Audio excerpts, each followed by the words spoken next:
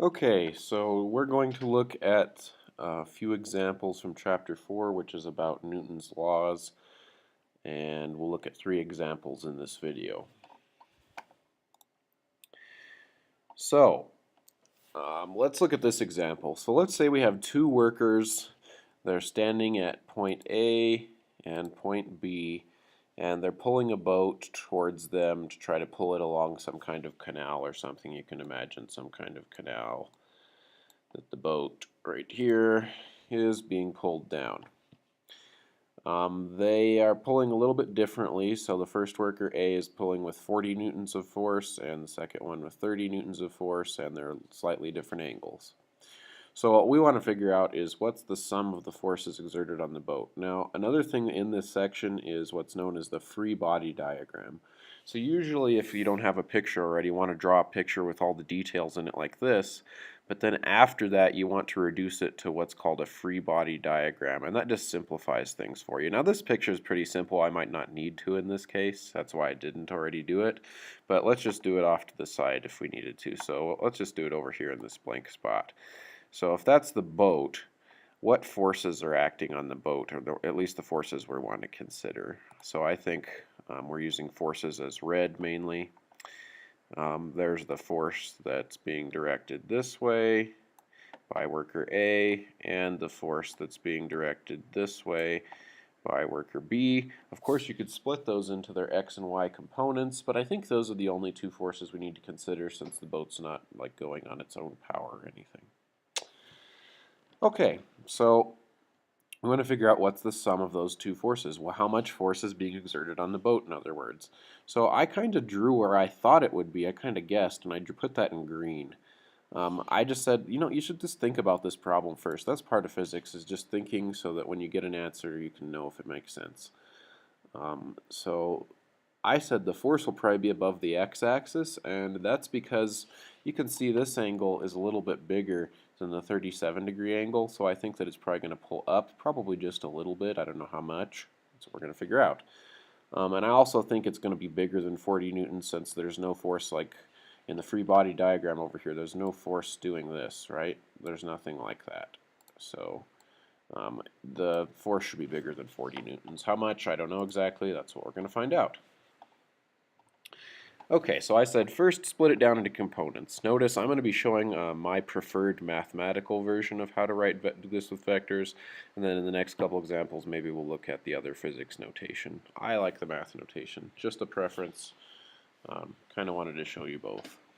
Anyway, if we split A into its components, its x component is the magnitude 40, and it looks like it's just times the cosine of 45. And its y component is the magnitude 40 times the sine of 45 for the y's. And then we use our calculator. Let me do that for a second. Make sure you're in degree mode and not radian mode. That's always something you want to be careful about, especially if you have a math class like calculus where you're doing this at the same time. So I got 28.3 for the x component of that one. And for the y, I also got 28.3. Why do you think that is? If you remember your trigonometry, it's a 45-degree angle. The x and y components should be the same. So that makes sense. Those are both in newtons. Why did I round at 0.3? Well, I really should have put this, but this was 40.0 newtons and that was 30.0, so there's my significant figures. Okay, so the B force vector you do the same way. So right here you'd put 30 cosine 37. I guess I'll just write it out.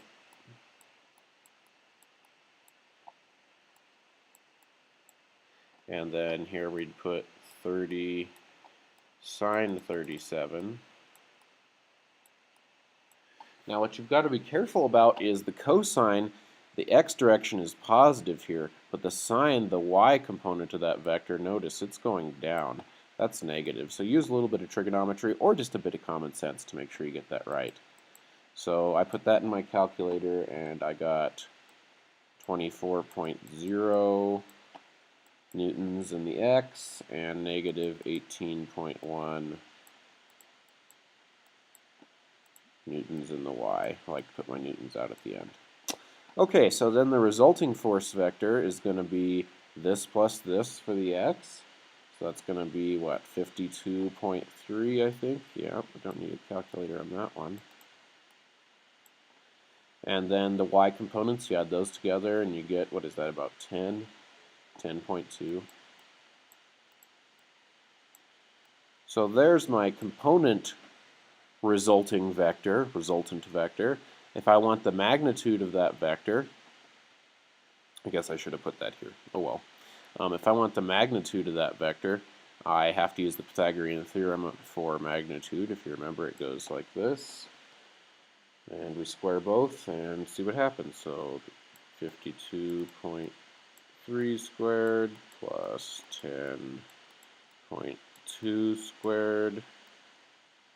Square root that whole thing, and we'll get the magnitude of the resulting vector, which I found with my calculator to be 53.3 newtons. Now, we probably also want to calculate the angle. Remember, we guessed it would be a little bit above that axis. So let's see what happens. Remember, to do the angle, what you do is you set up the tangent of theta equals, and you just think about, I guess I'll do some green since I have that in green. I'm going to do that. I'll just erase it. So if you think about this, it's really just basic trig. Find the tangent. You could write tangent of theta equals, remember, opposite, so y over x. I'm just going to write down the answer. So I'm going to go theta equals the inverse tangent. You could take another step there and just do it from basic trig. Don't make this hard. The y was 10.2. That's this part right here. And the x, this part right here, was 52.3. Again, we want to have our calculator in degree, not radian modes. This makes a little bit of sense. If we have radian modes, we're not going to probably understand the answer as physically. And that's 11.0 when I round with my significant figures. And of course, the units are degrees. So if I write it out in context, we know that the net force on the boat, resulting from both those two workers pulling, is 53.3 newtons, and it's directed 11 degrees above the positive x-axis. You should have all that parts in here. This part where I say above the positive x-axis, that's really important, so don't leave that out. Try not to leave those things out. Okay, let's look at another example.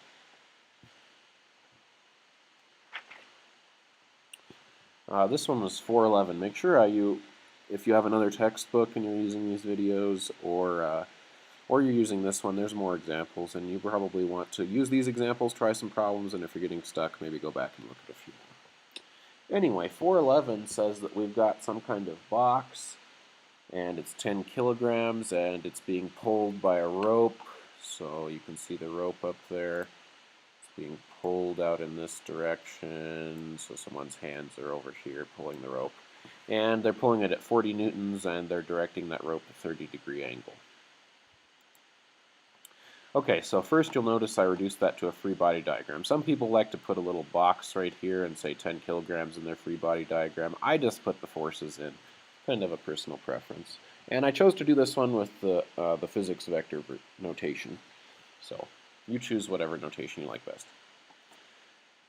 Okay, so the force, what I first did is I said, well, let's just get the components of that force. So the x component, of course, is 40 cosine 30, just like we had before. Significant figures, once again, it looks like I left out my 0.0. Oops. Anyway, I got 34.6 newtons in the x direction, and this one I got 20 newtons in the y direction. It's just in the first quadrant if you think about your coordinate system right here, so I don't have to worry about any negative issues. Okay, then I'm going to remember Newton's second law, and I'm just going to apply it to the x components. Remember, you can always apply Newton's second law to just the x's or just the y's or the whole thing, the result. It's up to you. Newton's law applies to all three of those, and you can go back and look in your textbook and it'll show you that if you're curious. Anyway, so I'm going to apply Newton's law, and see what I get. I want to figure out, oh yeah, I wanted to figure out how fast this box was accelerating due to this person pulling on it. And I also wanted to figure out the normal force, this guy, that's pushing up from the table. The box is sitting on a table. So first I'm going to use Newton's second law. So since I needed acceleration, that's how I picked Newton's second law. And I'm just going to solve because I have f of px and I have the mass of the box. So f of px is 34.6. Just simple basic algebra. 10, and I'll be able to get the acceleration. That's a of x. Whoops. So divide, and you get that a of x is, man, that's hard to draw. A of x is, let's see, my calculator says 3.46, and my units here are meters per second squared. You don't have to worry about any unit issues because the mass was in the standard SI units for mass, kilograms, and the force was in newtons, so we should be fine. You don't have to worry about that. Okay, so I think it's accelerating to the right if you look at our diagram that quickly. So now I wanted to figure out the normal force. So this is a really important thing in free body diagram problems. A very common problem is figuring out that normal force. Well, it looks like it's a y direction force, so you might think, well, maybe I should apply Newton's second law, F equals ma, to the y components. That's what I did. I applied it to the y components. I guess I'll switch to blue, so I don't get confused if I can find the blue. Oh, it's black. There we go. And I looked at all the different y components. So if you see, I have the normal force in a positive direction, so I put that one. I have the y component of the person pulling on the rope. I have that one, so I put that one right here. And then I have gravity pushing downwards, so that's the mass times acceleration due to gravity. Now remember, that's equal to the mass times the acceleration of the box in the y direction. Think about it, as this box is being pulled along this way, is there any y direction acceleration? I don't think so. I think there's just x direction acceleration. So I think that this part over here is 0. That's a really key point. So we have the normal force we're looking for. The mass of the box is 10. The gravity accelerates at 9.8 meters per second squared. I've already got the minus kind of worked in right there. And we just got that the y direction of the person pulling on the rope is 20. So I think we can solve that for the normal force.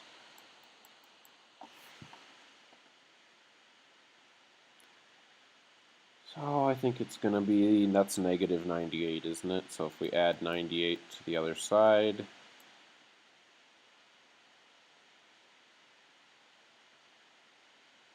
and then subtract 20, we get the normal force. So I said plus 98 on both sides and minus 20 on both sides, if you saw that. So that's 78, right? 78 newtons. And then I probably want to put that in context too. So I said the table is pressing upwards on the box with a force of 78 newtons. Okay, so that was kind of a neat problem. I really like this splitting Newton's second law into the x and y components. You're going to need that on so many problems. Just about every free body problem has something like that in it. Alright, one more example in this video. So this example is kind of something clever you could do if your car ever got stuck in the mud or in the snow or anything like that. So if your car got stuck and you knew a little bit of physics, you could multiply the force that you're able to push or pull with if you have a rope handy and there's a boulder nearby. So we have a boulder nearby in this problem. Haha. Our car's over here stuck in the mud. Maybe it's trying to go this way. Anyway, I don't want to get this confused, so let's take that back out. Alright, so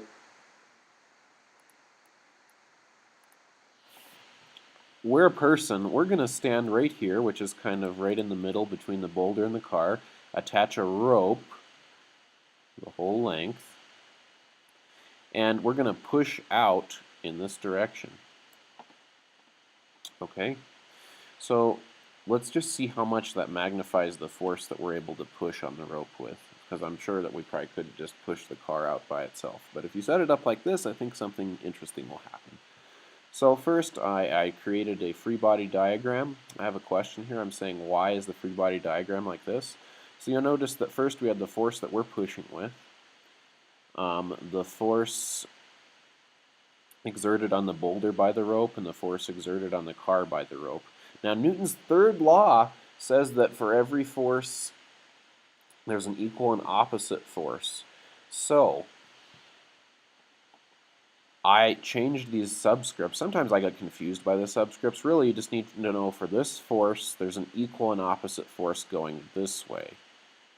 So maybe I'll draw that in blue going this way. And for this force, if nothing's moving, there's an equal and opposite force going this way. So those guys are what I drew over here in my free body diagram, because that's really what I want to think about when I'm thinking about how much force that person is pushing with. Okay? So let's look at the x components first. Notice, once again, I'm looking at the x components first, and then y components later, splitting into components. So if I look at the x components, I used a bit of math notation here to say the magnitude. Don't let that screw you up, or if it's bothering you. That's just the magnitude of the force right here. This is just the magnitude of this force vector over here. I said RC times the cosine of theta. That's this guy. Yep. The x component of that guy, and this right here, try to make it dashed, is the x component of this guy. I put a minus because this is a minus x direction, or the cosine is minus over in those two quadrants. Well, up to you how you think about it. And then I solved by dividing. Well, first I added this to the other side, so plus f rb cosine of theta on both sides there and here, and then I divided the cosine and it canceled out, and I got that this force right here was equal to this force. In other words, their magnitudes are equal. So I said, you know what, that's really just the force of tension on the rope. So let's just call that the force of tension to make things easier. If you just wanted to stick with one of those, you'd be fine too, though. And I said, all right, now that we know those are equal, let's go look at the y components and see what happens. So if we look at the y components, if we look at our free body diagram, I'll go back up here and erase a little bit. If we look at the y components, we've got this straight up y component. That's pretty simple. And then we have these two y components pointing down, which we said were both the force of tension, so I've got two of them, so I'll put two force of tensions, and remember that's just the sine of theta, because we're just looking at the y components of that. So if we put those and add those up, that's equal to 0, because we're really not accelerating. Remember, these were both equal to 0 y. They're both equal to 0 because we're pretty much thinking that the car is not budging, or if it is budging, the acceleration is pretty much 0. So acceleration is pretty much 0, which makes F equals ma have a 0 on the right side, yeah? Okay, so anyway, now we can solve for the force of tension pretty easily, because they're going to tell us, they're going to have to tell us at the beginning of the problem that the person is pushing, make a magnitude bars, and they said, well, the person guesses they can push about 30 newtons, so it's just an approximation. And they're going to make this angle about equal to 5 degrees, so we can put that stuff in. So we can say 300. Well, I should probably do one more step off to the right-hand side here.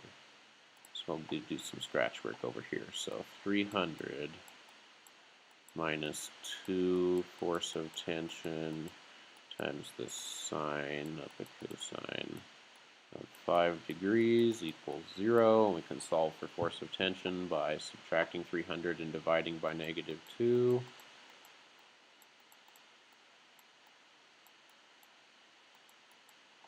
So that'll change it to positive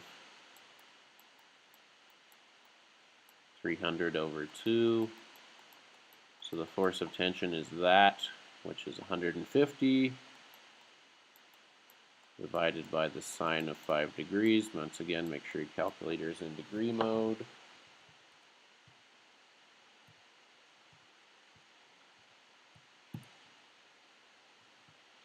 And you get 1721.06, blah, blah, blah. Now remember, we just said that the person estimated they could push with 30 newtons of force, and then that angle's about that.